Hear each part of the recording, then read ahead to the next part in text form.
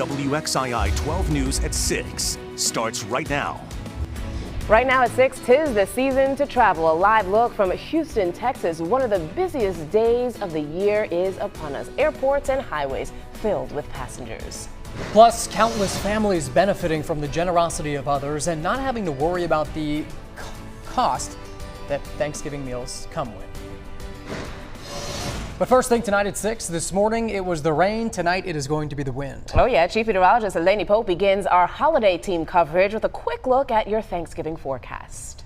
Yeah, well, we had the rain, of course, this morning. Now, as you mentioned, the wind is picking up. We've got a high wind warning out for the mountains for gusts to 60 miles an hour, wind advisory for gusts to 45 miles an hour in our foothill communities. That is for tonight through lunchtime tomorrow. Current wind gusts are averaging between 20 and 40 miles an hour in the mountains and foothills. Winds are blowing at about 5 to 15 miles an hour across the triad, so it won't be as much of an issue. We're not the only ones dealing with wind. You can see the shading of brown all the way to the north. So if you've got a flight headed north to the northeast or to the Midwest, expect some delays with all of the wind. There's also rain and snow in the forecast for the folks to our north. Rain over the Plains states, and this storm system is going to be bringing lots of snow out to the west and even into the central plains. That wet weather moves from Texas into the deep south. Meanwhile, we stay relatively dry. You can see what's happening across the southeast. That means we've got a dry, breezy Thanksgiving Day, and it should stay cool and dry for Friday, but rain returns to our weekend forecast. I'll talk about that in just a few minutes. We're going to check in live now with Steve King, who is at PTI Airport, where a lot of folks, I'm sure, are traveling. Steve. Lainey, well, this is one of the busiest travel days of the year, and this is one of the busiest times of today for travel. Lots of families are waiting to reunite with their loved ones ahead of the Thanksgiving holiday, and we spoke with some of those families today who say they're very happy to be back with their loved ones for Thanksgiving.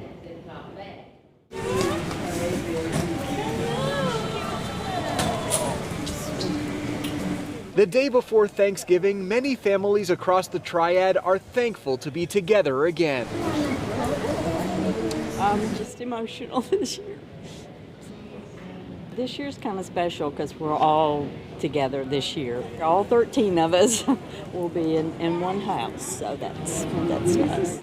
At PTI Airport, Wednesday was a day filled with long-awaited reunions. Debbie Huggins has looked forward to hugging her daughter for a while. Tori plays basketball at Emory University and had a tournament last year during Thanksgiving.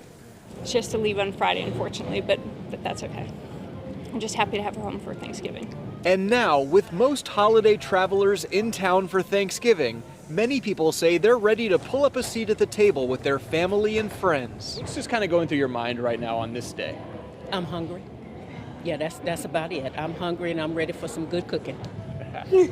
I think for me, it's kind of remembering the ones who aren't here anymore. We just lost our mom pretty recently, and so it's nice to be able to come back and spend time with family, get that warm embrace.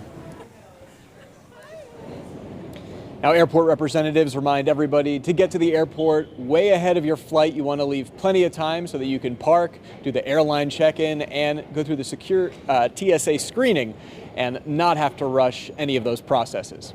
Reporting live from PTI Airport in Greensboro, Steve King, WXII 12 News. Steve, thank you so much. A lot of people have already hit the road to get to their Thanksgiving destinations, and joining them on the interstate will be a lot more law enforcement, particularly on I-40.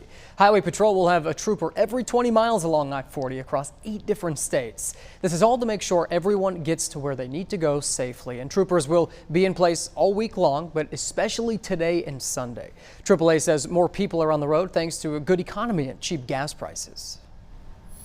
Preparations for the 93rd Macy's Thanksgiving Day Parade are in full swing, as you see here. The stars of the show, of course, those giant iconic balloons, but whether they'll fly is still up in the air. Crews were busy inflating the balloons today.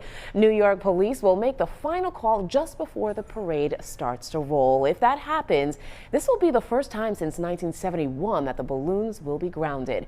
More than 3 million people are expected to line the parade route.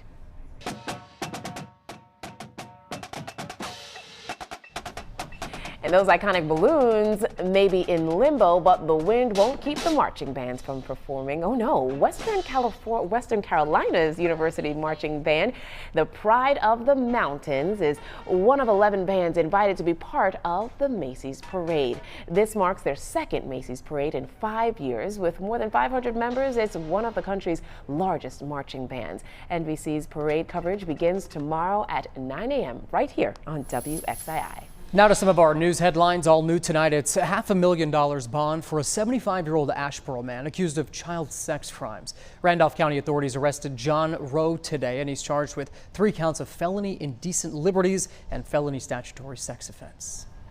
Thanksgiving plans have unfortunately been ruined for a Winston-Salem family after their home went up in flames. The fire broke out this morning on Lemley Street off of South Main Street. 4 adults, a toddler, and 8 dogs were inside at the time of the blaze. They tell our Kirsten Gutierrez that they are thankful that they were all able to make it out safely. Very lucky. Just after 1 Wednesday morning, a fire ripped through this home on Lemley Street in Winston-Salem. Caller's back porch. She says that she sees smoke and flames. My grandbaby's mom and my husband was playing Xbox. They was getting ready to, then all of a sudden my husband hears something crackling. He got up, we got like the little blinds, and he opened up and all this gray smoke come flashing in. So that's how we had to get out, get going. Engine 5 is all safe. Got heavy smoke showing from the east. Ginger Mock, her 4 family members, including her granddaughter and 8 pets, were inside at the time. Her son, who lives across the street, was able to help. My youngest son comes running, throws his shirt over his face, and make sure we got all the dogs out. And it's sad. Mock says the fire started in the kitchen and more than half of the house is damaged. It sucks because I was going to cook, all my family was going to come down. Ain't doing now. So I got to worry about fixing my house so we have somewhere to live and be warm. Red Cross has offered help, but the dogs still need a place to stay. Right now she has them in an undamaged room in the home. We're surviving. That's all we can do. The Mock family is working with insurance to see if they'll cover any of the damage. But either way, the family plans to repair this home that they've lived in for more than 50 years. In Winston-Salem, Kirsten Gutierrez, WXI 12 News. New at 6, the Winston-Salem Fire Department says that the fire was caused by conducted heat from a wood stove flue, and the family has since set up a GoFundMe to help replace what they've lost. If you would like to donate, there is a link on our website, WXII12.com. Folks, the University of North Carolina says the Confederate monument that was on campus for more than 100 years will not return. Protesters toppled the Silent Sam statue last year. A judge approved a settlement giving the sons of Confederate veterans possession of this monument, who will keep the statue outside of the 14 counties where the UNC system has a university. No word yet on where that statue might end up. Hundreds of families in Guilford County turned out for a turkey giveaway today, sponsored by the Out of the Garden Project. Thanks to a huge donation from one local company, organizers were able to hand out 800 turkeys. We get more now from our Bill O'Neill.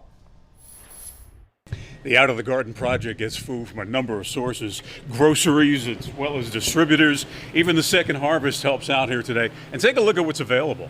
All kinds of fresh fruit and produce. Look at these box of apples. You got bananas here. You've got strawberries, and I mean a whole bunch of strawberries. And the big take of the day here, of course, is the turkeys. 800 of them waiting to be given away to have somebody enjoy a great Thanksgiving meal. Cars started lining up in the pouring rain hours before the turkey giveaway started. Thankfully, the rain stopped by the time volunteers started wheeling out shopping carts filled with food. You guys are good to go. My pleasure. A lot of people don't have to do this, and like I say, it's something that they're doing generous of and helping people out. Thanks to everyone, and I appreciate everybody coming here. The food is donated by local grocery stores, distributors, and one company that provided the turkeys. We just received 800 turkeys from Ralph Lauren. Big shout out to Ralph Lauren. They donate to their employees, and several didn't pick them up, and it was an incredible blessing for us. A small army of volunteers loaded cars with Thanksgiving meals. Some are former volunteers who now work for the project, like Chad Mabe. Good experience helping feeding families, and it helped feed myself also. I volunteered for 6 months before I was offered a job. But Mr. Don, he's a wonderful guy, and Out of the Garden Project is a good organization to help feed families and kids.